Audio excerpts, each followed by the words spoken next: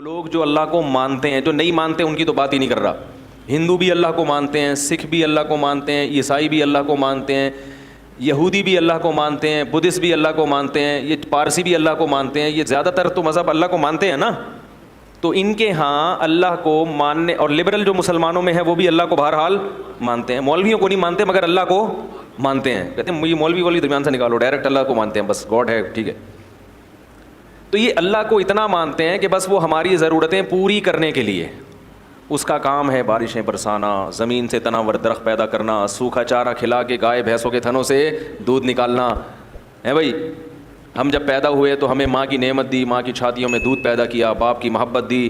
جب بالغ ہوئے، جوان ہوئے تو اس نے ہمارے لیے جوڑے پیدا کیے جن سے ہم نے نکاح کیا، ہمیں اولادیں دیں، ہمیں بزنس دیا، کاروبار دیا. اللہ بہت بڑا ہے. آگے بھائی وہ اللہ کی کیا ڈیفینیشن، بس اتنا ہی ہے بھائی. اس سے آگے ہم اللہ کو معاذ اللہ فری کرانے کے لیے، ان کی اپنی زبان میں بات کر رہا ہوں، اس سے زیادہ اللہ کو پروٹوکول دینے کے لیے تیار نہیں ہے. ہندو بھی مانتا ہے اللہ، عیسائی بھی مانتا ہے اللہ، اور جو تھوڑی بہت اللہ کی عبادت بھی کرتے ہیں نا وہ بھی اپنے مطلب کے لیے ہے. بھائی ہندو لوگ مندر میں کیوں جاتے ہیں؟ بھگوان کی پوجا کرنے کے لیے نا. تو اس کا مقصد بھی کیا ہوتا ہے؟ کسی نے بتایا ہوتا ہے، پنڈت جی نے، یہ والا بھگوان تمہارا یہ والا کام کرے گا. آئی بات سمجھ؟ وہ کیا کرے گا؟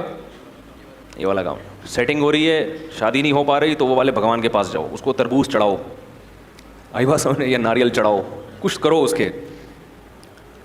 اس کو کوئی تربوز چڑھاتے ہیں، کوئی پتہ نہیں تربوز چڑھاتے نہیں چڑھاتے، لیکن ناریل تو سنا ہے کہ کیا خیال ہے. تو یہ چیزیں اس کو چڑھاؤ گے تو وہ آپ کے کیا کرے گا؟ کام آئے گا.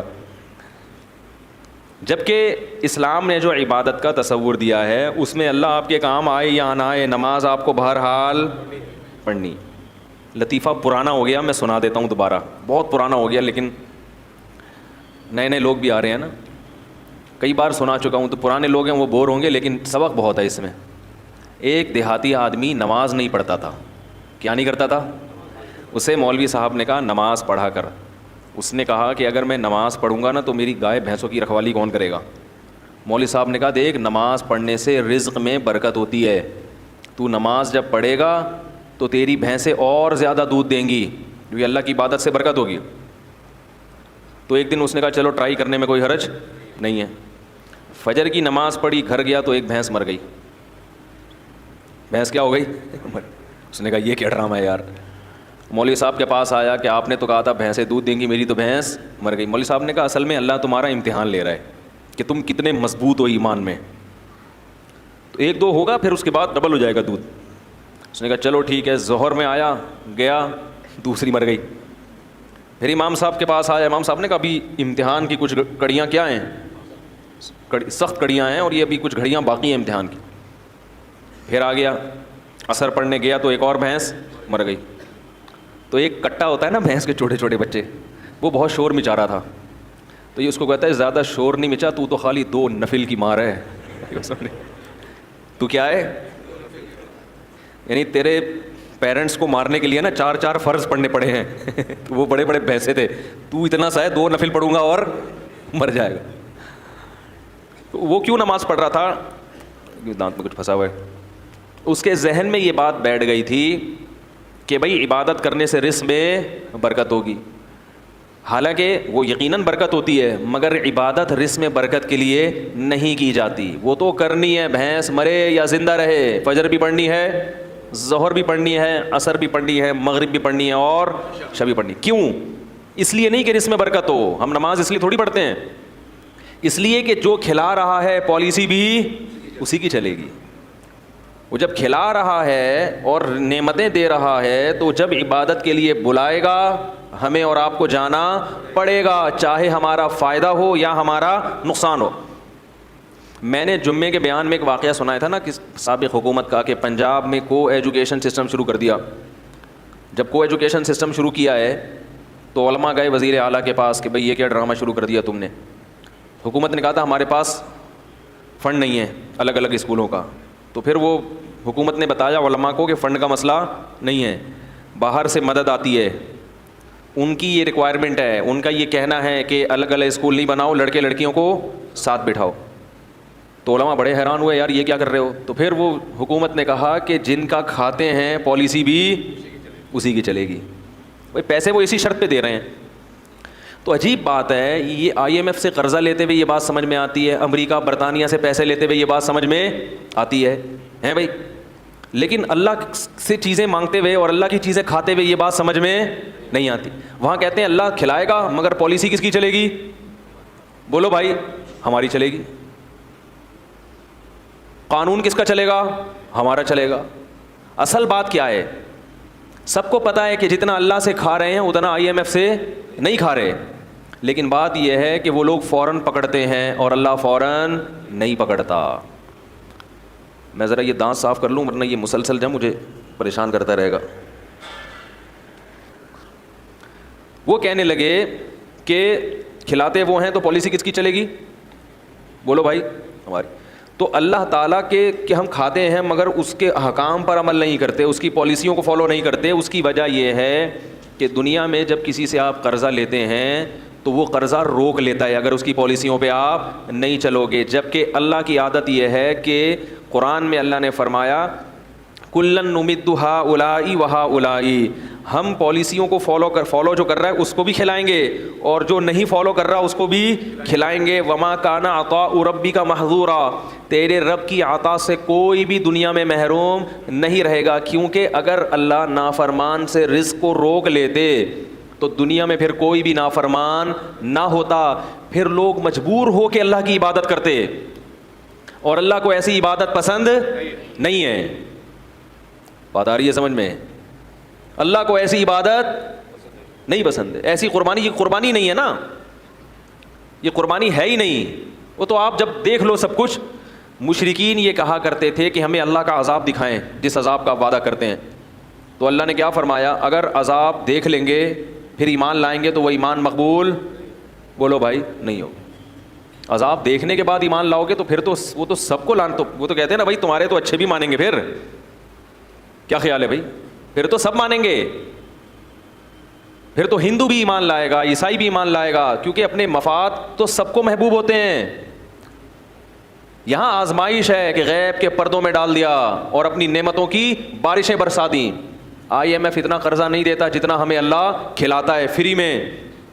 یہ پانی جو ٹنوں منوں آسمانوں سے برستا ہے، اتنا پانی اگر اللہ اس کا بل مانگنا شروع کر دے تو آئی ایم ایف کے بس میں بھی نہیں ہے کہ یہ اللہ کو اس کا بل پے کرے.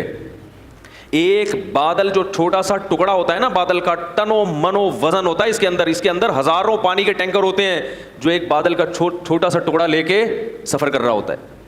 یہ جو ہمیں آسمان پہ کالے بادل نظر آتے ہیں نا، چھوٹے چھوٹے ٹکڑے، یہ ہمیں چھوٹے لگتے ہیں، حقیقت میں یہ چھوٹے نہیں ہیں.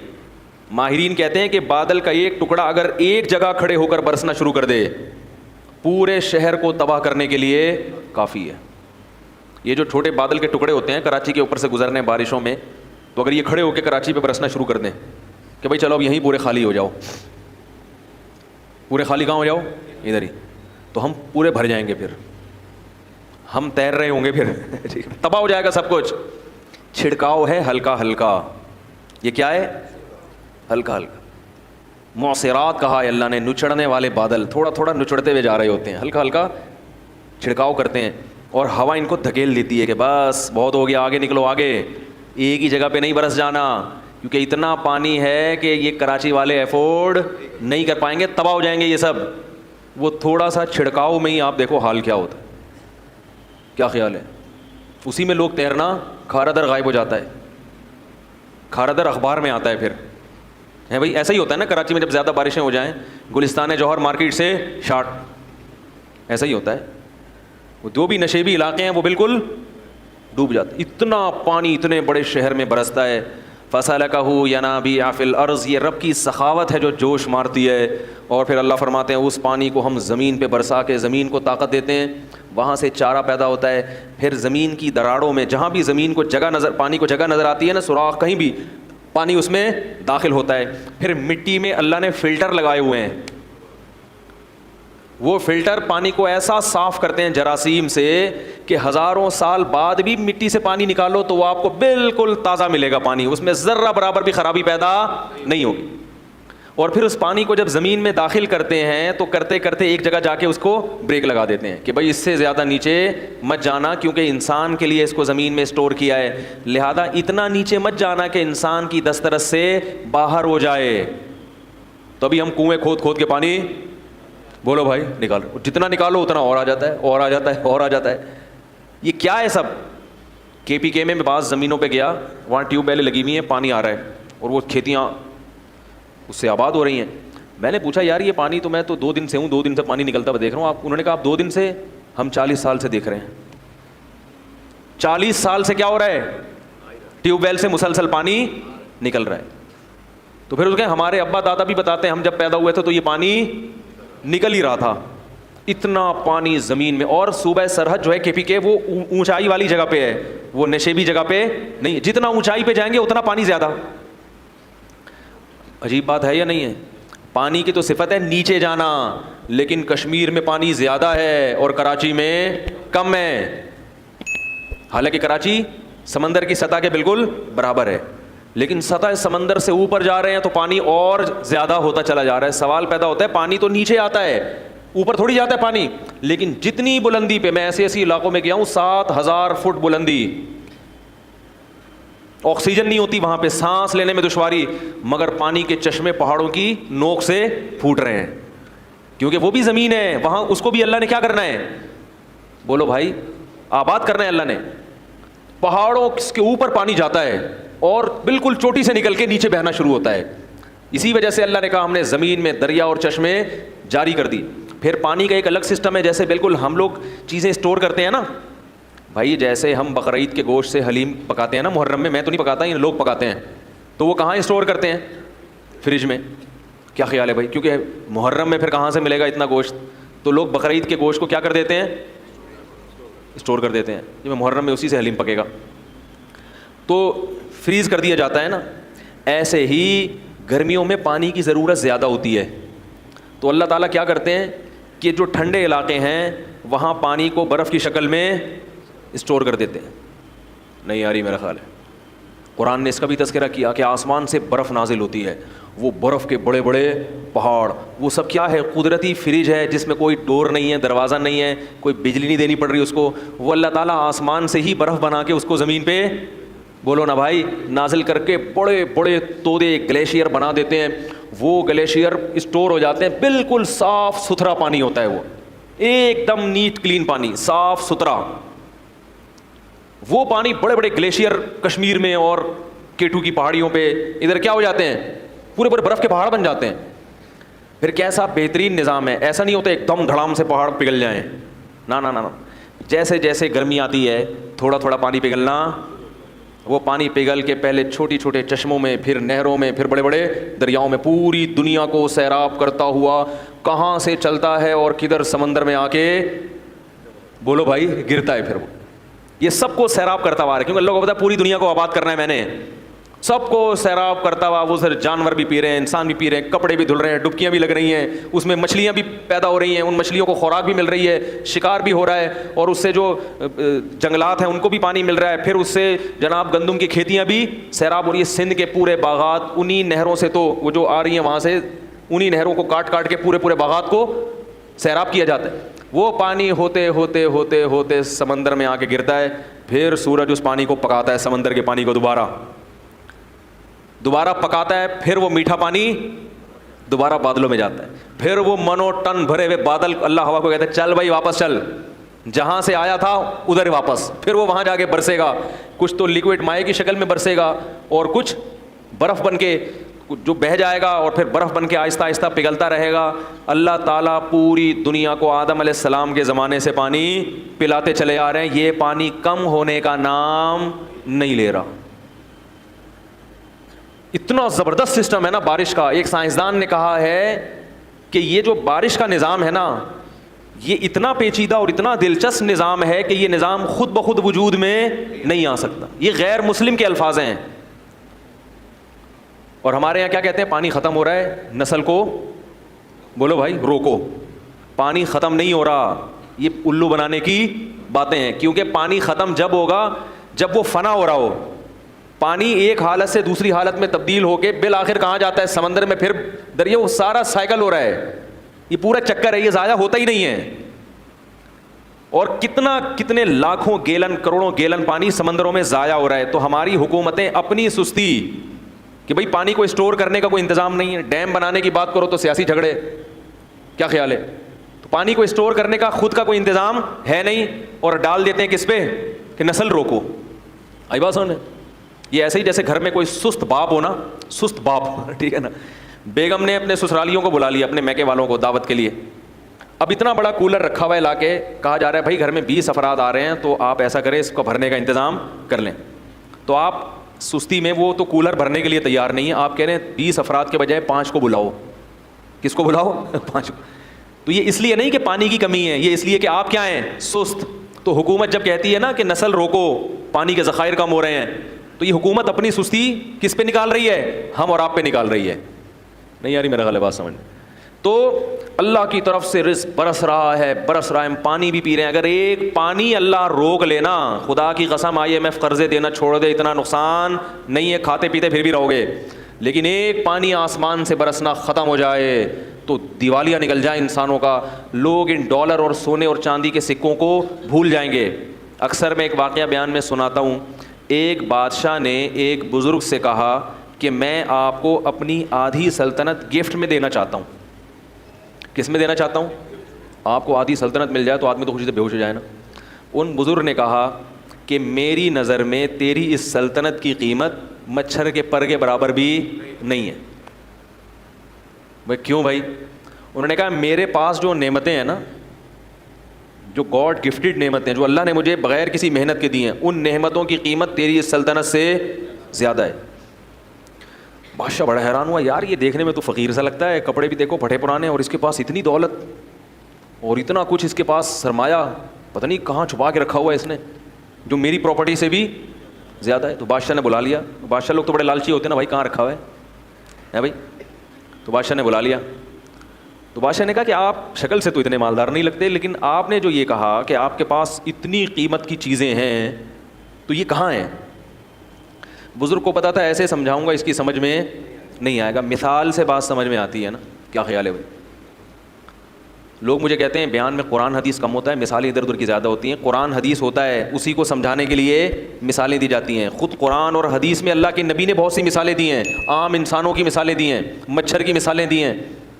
تو مثال جس کو ایگزامپل کہتے ہیں, وہ بات کو سمجھانے کے لیے, تو اپنی بات سمجھانے کے لیے نہیں, قرآن اور سنت ہی سمجھانے کے لیے. ورنہ قرآن تو پڑھ لیں, آپ سبھی پڑھتے ہیں, اس کو ڈیفائن کرنا یہ مشکل کام ہوتا ہے کہ یہ کس طرح سے لوگوں کے دماغ میں یہ بات اتر جائے. خود نبی نے بھی بہت سی مثالیں دی ہیں, اپنی بات کو سمجھانے کے لیے نبی کیا دے رہے ہیں؟ مثالیں. حالانکہ آپ بات کہہ کے خاموشی اختیار کر لیتے, لیکن آپ کو معلوم تھا کہ میں اپنی بات سمجھانے کے لیے بھی کیا دوں گا؟ مثال دوں گا, تو بات سمجھ میں آئے گی. تو اسی وجہ سے شاعر لوگ کہتے ہیں نا, مثال جو سلجھی ہوئی چیز ہے اس کو کیا کہتے ہیں؟ شاعر نے کہا نا, خوابوں کی طرح تھا نہ خیالوں کی طرح تھا, وہ شخص ریاضی کے سوالوں کی طرح تھا, الجھا ہوا ایسا کہ کبھی کھل نہیں پایا, سلجھا ہوا ایسا کہ مثالوں کی طرح تھا. یہ شاعروں کے باولے ہونے کی ایک مثال ہے, یہ جو میں نے شعر پڑھا ہے نا. یہ بیٹھ کے قلابیں ملاتے رہتے ہیں.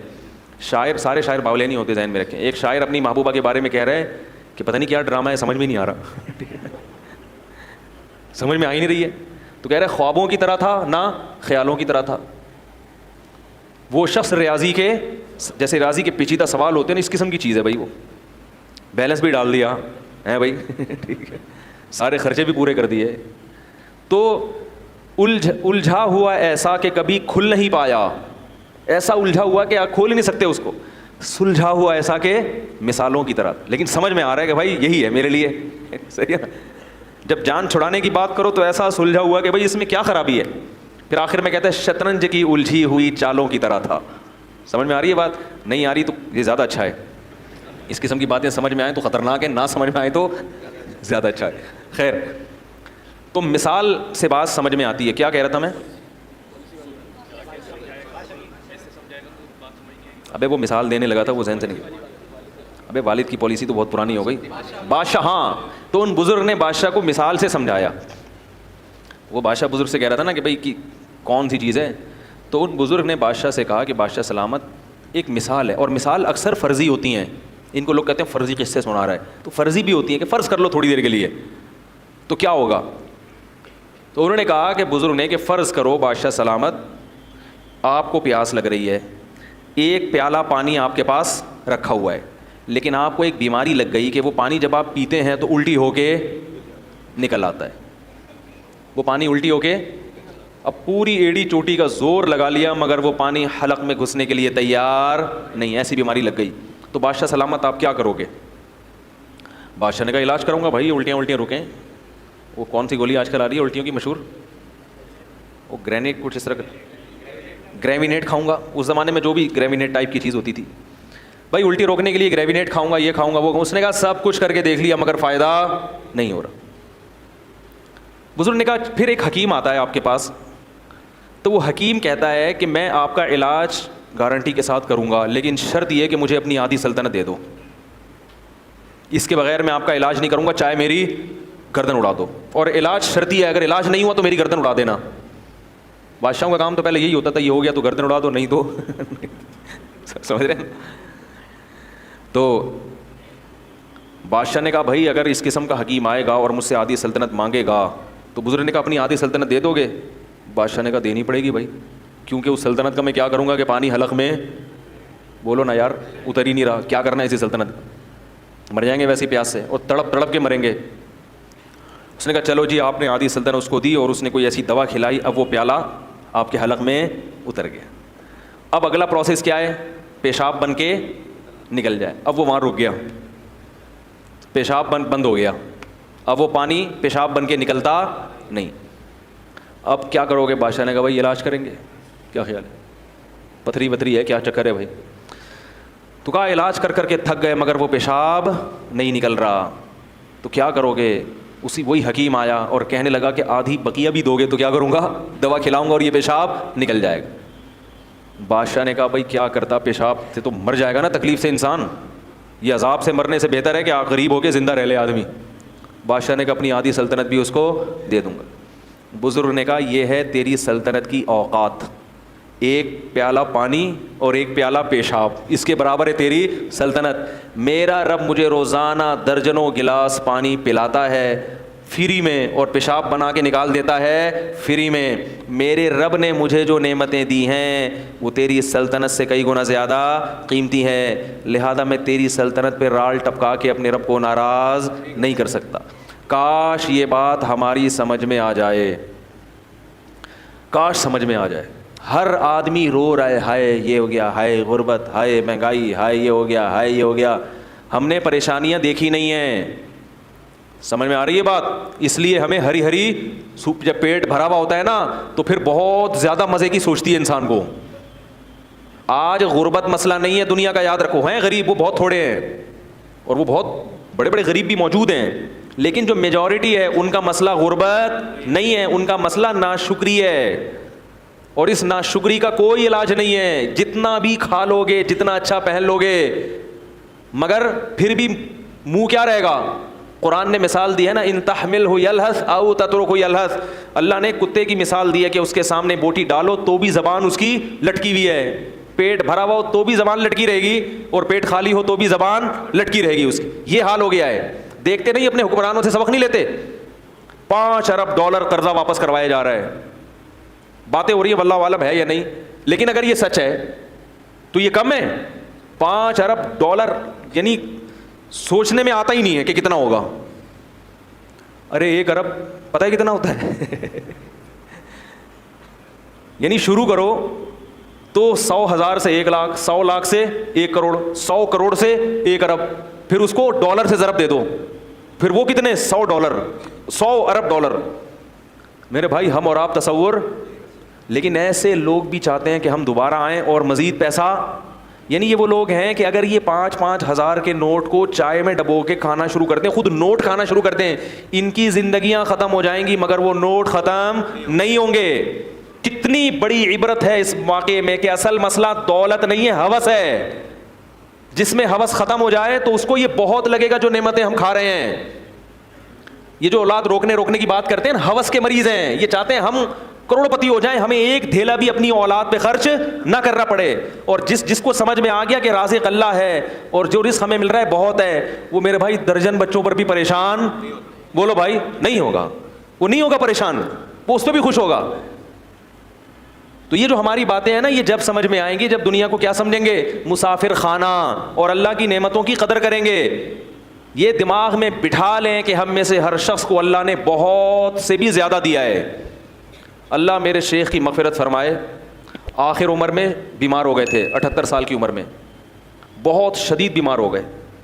ایسے بیمار ہو گئے کہ بس لگ رہا تھا کہ اب ان کی موت واقع ہو جائے گی.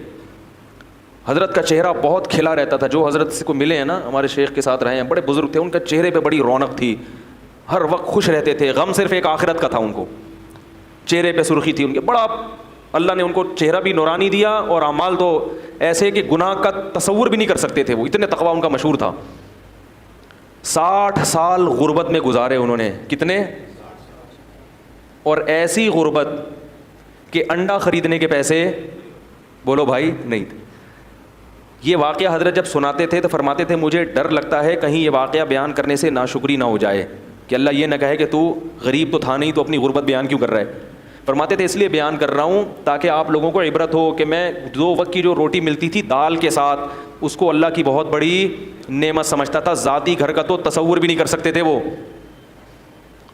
ان کی اہلیہ بیمار ہوئیں, ڈاکٹر کے پاس لے گئے. ڈاکٹر نے کہا ان کو پھل فروٹ کی ضرورت ہے, کیا کھلاؤں, بولو بھائی, پھل فروٹ. حضرت فرماتے ہیں میری جیب میں پھلوں کے پیسے نہیں تھے. سمجھ میں آ رہی ہے بات؟ پھلوں کے پیسے, اگر ہم میں سے کسی جیب میں پھل کے پیسے نہ ہوں, پھر لوگ اس کو تانا دیں گے جب تیرے پاس اتنے پیسے شادی کیوں کی تو نے, وہ بچہ پیدا ہونا تو پھر اور ہی عجیب بات ہے. بھائی نکاح تو کرنا ہے چاہے پیسے ہوں یا نہ ہوں. ایسی عورت سے کرو جو آپ کے ساتھ کمپرومائز کرے, ایسی نہیں مل رہی پھر صبر کرو, اولاد بھی ہوگی. سب کس پہ توکل کرنا ہے, یہ تو اللہ کا حکم ہے. فرماتے ہیں انڈے بیچنے والا آتا تھا محلے میں, تو ایک دن ہمارے گھر آیا, دروازہ بجایا کہ آپ کتنے انڈے لیں گے روز. ٹھیک ہے نا. حضرت فرمایا میں نے کہا کہ ہمارے ہاں انتظام ہے. گول مول بات کی, یہ نہیں کہا کہ میرے پاس تو پیسے ہی نہیں ہے, تو اپنی غربت کیوں کسی کے سامنے ظاہر کریں. فرمایا میں اپنے آپ کو اس وقت سیٹھ سمجھتا تھا. کیا سمجھتا تھا؟ سیٹھ. فرمایا تھوڑا سا عام آبادی سے ہٹ کے رہتا تھا میں, یہ دکھانے کے لیے کہ میں کیا ہوں, میں غریبوں میں, ٹھیک ہے, غریبوں میں نہیں رہوں گا میں. حالانکہ کہتے ہیں سب سے زیادہ غریب میں ہی تھا محلے میں. اتنے خوش. تو بیگم کو سیب کھلانے کے پیسے نہیں تھے. فرماتے ہیں میں نے کہا بھائی ڈاکٹر اپنے حساب سے تو صحیح کہہ رہا ہے, اس کا علم تو یہی کہہ رہا ہے کہ بھائی سیب ضروری ہے, کھجور ضروری ہے, لیکن میرے پاس پیسے نہیں ہیں, تو اس کا مطلب ہے میری بیوی کے لیے ضروری, بولو بھائی, نہیں. اگر ضروری ہوتا تو اللہ مجھے پیسے دیتا. اللہ کو یہ طاقت حاصل ہے کہ وہ سیب کے بغیر بھی آئرن کی کمی پوری کر دے. لیکن اہلیہ بھی تھی ساتھ دینے والی, کوئی اور ہوتی گریبان پکڑ دی. جب تیرے پاس پیسے نہیں تھے تو رشتہ لینے آیا کیوں تھا؟ جب تیرے پاس سیب کے پیسے نہیں تھے ہیں, تو انہوں نے بھی توکل کیا, بھائی میرے میاں کا جو کچھ ہے وہ مجھ سے چھپاتے. ہاں جو کنجوس آدمی ہے نا, جو بیوی کو ترسا ترسا کے کھلا رہا ہے اور ادھر پیسے جمع کر رہا ہے, اس کا گریبان پکڑنا چاہیے. سمجھ میں آ رہی ہے؟ اس کو تو کوٹنا بھی چاہیے, کیونکہ ایسے بھی کنجوس دنیا میں ہیں, خود باہر برگر بھی کھا رہے ہیں اور مزے اڑا رہے ہیں, اور بیوی کو چائے میں ڈبو کے پاپے کھلا رہے ہیں, کہہ رہے ہیں نبی کی بیویوں نے بھی اس پہ کیا کیا تھا, گزارا. اللہ پہ توکل کرو, اللہ بہت بڑا ہے. اس کو طبیعت سے کیا کرنا چاہیے, کوٹنا چاہیے. میں اس کی بات کر رہا ہوں جو کوشش بھی کرتا ہو پھر بھی رزق کے دروازے نہ کھلتے ہوں, وہ تو اللہ کی طرف سے ہے نا, وہ تو اللہ کی طرف سے. تو حضرت اپنی اہلیہ کی بہت تعریف کرتے تھے. فرماتے اللہ نے مجھے ایسی بیوی دی ہے کہ مجھے جنت کی حور بھی اس کے مقابلے میں پسند نہیں آئے گی. ایسے صاف کہتے تھے, کہہ رہے اللہ نے مجھے ایسی بیوی دی ہے. کیسا انہوں نے حضرت کے ساتھ کیا کیا, کمپرومائز کیا. حضرت فرماتے ہیں ہمیں تو پیسے ہی نہیں تھے, صبح ایک روٹی کھاتے تھے اور شام کو ایک روٹی دال کے ساتھ. کہا ایک دن ہمارے گھر میں مہمان آئے, تو کہنے لگے یار جب بھی آپ کے گھر آؤ دال ہی پکی ہوتی ہے. ٹھیک ہے نا. حضرت فرماتے ہیں اس کے بتانے سے ہماری توجہ اس طرف گئی کہ ہم کئی دنوں سے دال کھا رہے ہیں, ورنہ ہمارا ذہن بھی کبھی اس طرف نہیں. اور فرماتے تھے یہ جو میں آپ کو واقعہ بتا رہا ہوں یہ صرف آپ کو سبق دلانے کے لیے. فرماتے ہیں اس حالت میں یہ نہیں سمجھتا تھا میں غریب ہوں, اور اب بھی یہ نہیں سمجھتا تھا کہ میں غریب تھا, کیونکہ اللہ نے مجھے 2 وقت کی روٹی دی عزت کے ساتھ, رات کو سر چھپانے کے لیے جگہ دی, اور ایک ایسی بیوی دے دی جو میرے ساتھ اس معاملے میں خوش ہے. تو فرمایا کہ بس اللہ نے پوری دنیا کی دولت سمیٹ کے مجھے دے دی, میں یہ سمجھتا تھا. خوش تھے. تو کہتے ہیں کہ ڈاکٹر نے کہا سیب کھلایا, ہمارے پاس سیب کے پیسے نہیں تھے. تو فرماتے ہیں کہ ہم نے کہا بھائی ڈاکٹر اپنی لحاظ سے صحیح کہہ رہا ہے, اگر اللہ ہمیں دیتا تو آئرن کی کمی پوری کر دیتے, نہیں دیا تو اللہ ویسے ہی پوری کر دے گا کمی. اولاد بھی ہوتی رہی, حضرت بھی نسل روکنے کے قائل بولو بھائی نہیں تھے, اور ہسپتالوں کے قائل بھی, ہسپتال میں پیسے ہی نہیں تھے حضرت کے پاس. سب حضرت کی اولادیں ماشاءاللہ جوان ہیں, اللہ نے کثرت سے اولاد بھی دی, سب بچے پل بھی گئے, باہر ملکوں میں چلے گئے, اعلیٰ تعلیم بھی حاصل ہو گئی. حضرت کا انتقال ہو گیا, مگر پیرانی صاحبہ جو ہماری ہیں حضرت کی اہلیہ, وہ اب بھی الحمدللہ زندہ ہیں. 90 سال سے اوپر شاید ان کی عمر ہو گئی ہو, نہیں آ رہی میرے خیال پاس. تو یہودیوں کی طرح کیلکولیشن کرتے رہو گے تو دنیا میں نہ سکون ملے گا, خود بھی پریشان رہو گے اور دوسروں کو بھی کیا کرو گے, پریشان کرو. تو حضرت کا انتقال ہو گیا, مگر اب بھی بڑی اچھی صحت والی زندگی گزاری. اور حضرت کا بھی انتقال کمزوری سے نہیں ہوا یہ تھا, حضرت کو شوگر کی بیماری ہو گئی تھی جو بڑھاپے میں ہو ہی جاتی ہے, لیکن حضرت اس پہ آمادہ تھے کہ بھائی اب مجھے دنیا سے جانے دو, میں میری عمر بہت ہو گئی ہے, اب مجھے زندہ رہنے کا شوق, بولو نا بھائی. حضرت فرماتے جب میری عمر 63 سال ہوئی نا تو پھر مجھے زندہ رہتے ہوئے شرم آنے لگی کہ 63 سال میں نبی دنیا سے چلے گئے, اب تم کیوں زندہ ہو بھائی. تو وہ شرما شرمی میں 78 سال کے ہو گئے, ٹھیک ہے نا, کیونکہ دنیا کو مسافر خانہ سمجھتے تھے نا کہ بھائی جانا تو ہے, اب 60 سال ہو 70 ہو کتنا ٹھہریں. حضرت فرماتے تھے کہ ہمارے جب بچوں کے بچے ہو جائیں نا تو مجھے ذہن میں آتا تھا اب نئی گاڑی آ گئی ہے, پرانی گاڑی کیا کرے گی, پلیٹ فارم خالی کرے. یاد رکھو آپ کے گھر میں جو بزرگ ہیں ان پہ یہ فارمولہ اپلائی کرنا نہ شروع کر دیں کہیں جا کے کہ آج ہم نے سنا ہے کہ 63 سال کے بعد انسان کو شرم آنی چاہیے, آپ تو 70 کے ہو گئے. یہ مطلب ہرگز نہیں ہے. ان کو یہ کہو کہ اللہ کرے آپ 100 سال جئیں. یہ ہم اپنے لیے بتا رہے ہیں, دوسرے کے بارے میں یہی کرنا ہے کہ اللہ ان کو, ہم لوگ نہیں کہتے تھے حضرت آپ 63 کے ہو گئے تو آپ کو جانا چاہیے, ہم یہ کہتے تھے آپ 100 سال سے پہلے بولو بھائی نہ جائے, بلکہ ہماری عمر بھی آپ کو لگ جائے. وہ ان کے اپنا ذوق یہ ہے, جو چاہنے والے ہوتے ہیں نا وہ کبھی بھی نہیں چاہتا کہ ہمارا جو جس سے ہم محبت کرتے ہیں وہ دنیا سے جائے. اس کی محبت کا تقاضا ہے کہ وہ کہے کہ آپ زندہ رہیں, آپ کی عمر ابھی اتنی نہیں ہوئی جانے والی. ہم حضرت کہتے تھے لوگ 100 سال میں جاتے ہیں, آپ 78 میں ایسی باتیں کر رہے ہیں, 63 میں ایسی باتیں کر رہے ہیں. تو جس کو محبت ہوتی ہے نا وہ اسی حساب سے سوچتا ہے. ایک شخص نے حضرت کو خط لکھا کہ حضرت مجھے ڈر ہے اگر آپ مر گئے تو میرا کیا ہوگا. حضرت فرمایا یہ کیوں نہیں سوچ رہے اگر میں مر گیا تو میرا کیا ہوگا. شیخ کے مرنے کے خیالات آ رہے ہیں, ٹھیک ہے. محبت کا تقاضا یہ ہے کہ آپ اپنے مرنے کا تصور کریں, جس سے محبت ہے اس کے بارے میں کہیں انشاءاللہ آپ نہیں مریں گے. کیا خیال ہے بھائی. تو میں جو اصل واقعہ بتا رہا تھا, تو جب حضرت کی پھر 60 سال کے بعد حضرت کے پاس پیسہ آیا ہے, سمجھ میں آ رہی ہے بات. 60 سال کے بعد کیا ہوا, رزق کے دروازے کھل گئے. جب اللہ نے غریب رکھا اس وقت بھی خوش, جب پیسہ دیا تو بھی خوش. پھر پیسہ خرچ کیا جائیدادیں بنانے میں, بولو بھائی, کوئی مکان اپنے لیے نہیں بنایا. فرمایا تمہارا مال وہ ہے جو حدیث میں آتا ہے نا, کھا کے ختم کر دو, پہن کے پرانا کر دو. پھر جو حضرت کی پگڑی تھی, ٹھیک ٹھاک مہنگی پگڑی تھی, گھڑی اچھی خاصی مہنگی پلاٹینم کی گھڑی تھی, گاڑی ایسی کہ ہٹو بچوں میں نے اب تک کسی کے پاس وہ گاڑی, بولو بھائی, اتنی بڑی گاڑی تھی. کویت کا شہزادہ اس سے حضرت نے گاڑی خریدی تھی. شاید میں غلط بیانی سے کام لے رہا ہوں بھائی, جھوٹ تو نہیں بول رہا نا ممبر پہ بیٹھ کے. اور فرماتے ہیں جب میں پیٹرول پمپ پہ جاتا تھا تو ٹینکی فل کراتا تھا. یہ نہیں کہ 500 روپے کا گاڑی میں اتنی بڑی گاڑی رکھی ہوئی ہے 50 روپے کا پیٹرول ڈال دو, پھر جب ختم ہوگا تو نیا ڈالیں. بھائی جب تم نے ہی چلانی ہے تو بھر دو اس کو. اس پہ بھی جان لوگوں کی کیا ہو رہی ہوتی ہے, جل رہی ہوتی ہے. یار ٹینکی بھرنے, ایسا نہ ہو کہیں گر جائے, ضائع ہو جائے کوئی. او بھائی جب تم نے ہی چلانی ہے تو بار بار پیٹرول پمپ کی ٹینشن سے بہتر نہیں ایک دفعہ فل بھر دو اس کو. یہاں بھی بچا رہے ہیں پیسہ. حضرت فرماتے ہیں جب میں لائن میں کھڑا ہوتا تھا نا پیٹرول پمپ, تو وہ ٹینکی بھرنے میں کافی ٹائم لگتا تھا. لوگ مڑ مڑ کے دیکھتے تھے, اس مولوی کو دیکھو اور اس کی گاڑی کی ٹینکی کو دیکھو. نہیں آ رہی میرے خیال. خوراک پھر ایسی رکھی, پھر صرف سیب نہیں, اب تو سیب کے پیسے نہیں تھے نا, جب نہیں تھے تو بھائی اللہ اسی میں, جب پیسے آ گئے تو پھر جو حضرت کا ناشتہ تھا وہ آج شاید وزیر اعظم کا بھی نہیں ہوگا. بالکل ایسی ڈائٹ تھی جو بالکل صحت کے لحاظ سے مناسب. اس میں بادام تھے ناشتے میں, بوائل ہاف بوائل انڈا تھا, سیب تھا. وہ سیب جب یہاں ختم ہوتے تو ٹورنٹو سے منگواتے تھے. یعنی اگر پاکستان میں سیب کا موسم نہیں ہے تو دنیا میں جہاں ہے وہاں سے کیا کرو, منگواؤ, سیب کھانا ہے. اس پہ پیسہ کیا ہو رہا ہے, میں تبھی تو بیان میں بار بار کہتا ہوں گھر بنانے کے بجائے پہلے ان چیزوں کی فکر کرو, اس کے بعد گھر کب بھی بنا لو اگر پیسہ اللہ نے بہت دیا ہے. اسی وجہ سے حضرت کی فٹنس ایسی تھی, اتنی عمر میں بھی کہیں سے بڑھاپا نظر نہیں آتا تھا. ایسے خوبصورت جوان جب چلتے تھے نا, لوگ کہتے کھڑے ہوتے تھے, لوگ کہتے سنوبر کا درخت کھڑا ہوا ہے, ایسا قد تھا ان کا, چال ایسی خوبصورت تھی. آواز میں ماشاء اللہ جان تھی, صحت تھی.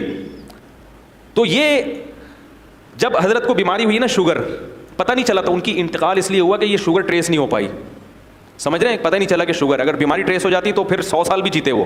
لیکن بہرحال اللہ کی طرف سے موت ہے, کبھی اسی طرح موت آنی مقدر ہوتی ہے, کبھی بیماری ٹریس ہی نہیں ہو پاتی. لیکن ان کو شوگر تھی تو وہ میٹھا بھی اسی, جو ان کی خوراک کا میٹھا زیادہ کھاتے بھی نہیں تھے وہ, لیکن جتنا کھا رہے تھے وہ بھی کھا رہے تھے. شوگر کا کوئی علاج کی وہ نہیں تھی, علاج ہی نہیں ہوا اس کا.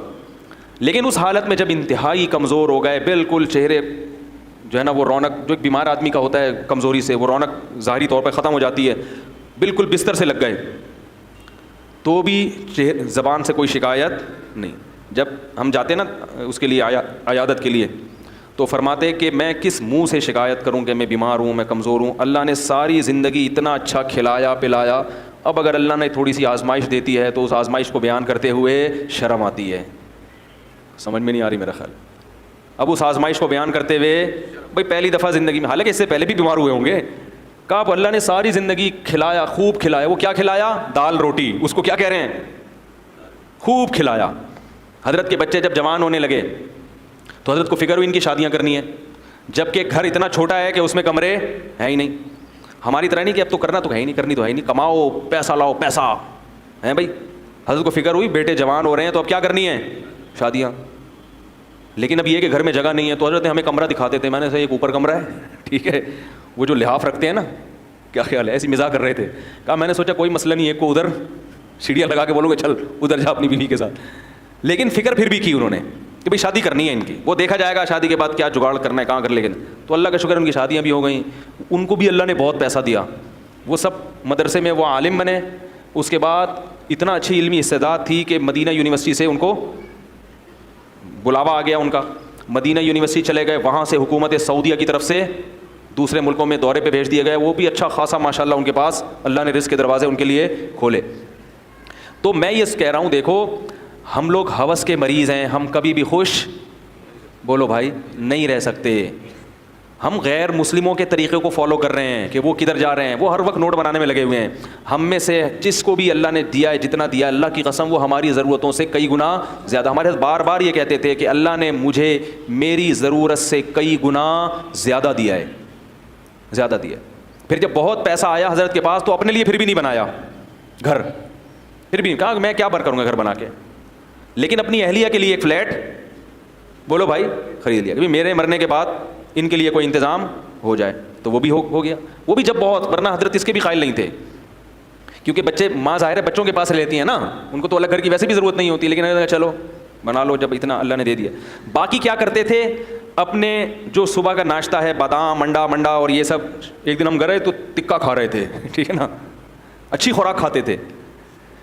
تو جب شہد استعمال کرتے تھے, دودھ پیتے تھے, چائے کے قریب بھی نہیں پٹکتے تھے, کبھی بھی چائے نہیں. پان تو زہر تھا, حضرت کے سامنے کوئی پان کھا کے دکھا دے اس کی خیر نہیں ہے, کیونکہ انتہائی صفائی پسند تھے. ایسی صفائی اگر میں قسم اٹھا کے بولوں میں نے زندگی میں کسی میں نہیں دیکھی تو میں قسم میں جھوٹا نہیں ہوں گا. اتنی صفائی تھی, اتنی صفائی کہ انتہا ہے جس کی. ایک طالب علم اپنی ٹوپی کمرے میں بھول آیا ان کے, اس پہ تھوڑے تھوڑے پسینے کے ہلکے ہلکے کچھ نشان تھے. حضرت اس ٹوپی کو نا یوں کر کے لے کر آیا, ادھر رکھ کے, کہا مجھے چکر آ رہے ہیں اس کی بدبو سے, حالانکہ اس میں کچھ بھی نہیں, لیکن ناممکن تھا, ایسی صفائی تھی. سلیقہ ایسا تھا کہ چپل آپ ٹیڑھے میڑے نہیں رکھ سکتے تھے. ہم مدرسے میں جب چپل رکھ کے آتے تھے نا بالکل فوجیوں کی طرح سیدھے چپل, ٹیڑھے میڑے ہو گئے تو خیر نہیں ہے. پھر ان کی خانقاہ میں جب بیٹھنے کا ٹائم آتا تھا تو حضرت کی تو چپل ترتیب سے رکھے ہوتے تھے. ایسا نہیں ہے کہ جہاں اتارو کوئی چپل ادھر جا رہی ہے ادھر جا رہی ہے, اس کا تصور نہیں تھا. گاڑی جب اپنی پارک کرتے تھے ایسی تمیز سے پارک کرتے تھے, اس کے جو ٹائر ہیں پہیے بھی کیا ہوتے تھے, بالکل سیدھے, ٹیڑھے میڑے نہیں ہوتے تھے. ہر چیز میں سلیقہ. کوئی بائک اگر گلی میں کھڑی کر دے ذرا سی ٹیڑھی میڑھی اس کو ڈانٹ پڑتی تھی. ایسا سلیقہ, ایسی تمیز, اتنی صفائی, انتہائی درجے کی صفائی تھی. تو میرے بھائی ہمارا سب سے بڑا مسئلہ کیا ہے؟ ہوس. ہمارا مسئلہ غربت نہیں ہے. ہم میں سے ہر شخص کو اللہ اس کی ضرورت سے کروڑہ گنا زائد ہے. اتنا جب حضرت کو آیا نا پھر بھی حضرت کہتے ہیں مسافر خانہ ہے, نکلنا ہے یہاں سے, جانا ہے یہاں سے. کسی نے حضرت کو فون کر کے پوچھا کہ آپ سعودیہ عمرہ کرنے گئے تھے, ابھی آپ کہاں ہیں؟ تو حضرت فرمایا میں ناظم آباد کے مسافر خانے میں بیٹھا ہوا ہوں. پھر اس نے 3 دن بعد فون کیا کہ حضرت آپ کہاں ہیں ابھی؟ انہوں نے کہا ناظم آباد کے مسافر خانے میں. اس نے کہا 3 دن ناظم آباد میں جب آپ کا ذاتی گھر موجود ہے تو 3 دن سے آپ مسافر خانے میں کیوں ہیں؟ حضرت نے فرمایا ذاتی گھر کسی کا نہیں ہوتا, جو گھر اللہ نے دنیا میں دیا ہے وہ کیا ہے؟ مسافر خانہ ہے, تھوڑے دنوں میں یہاں سے جانا ہے, اور واقعی تھوڑے دنوں میں وہاں سے چلے گئے.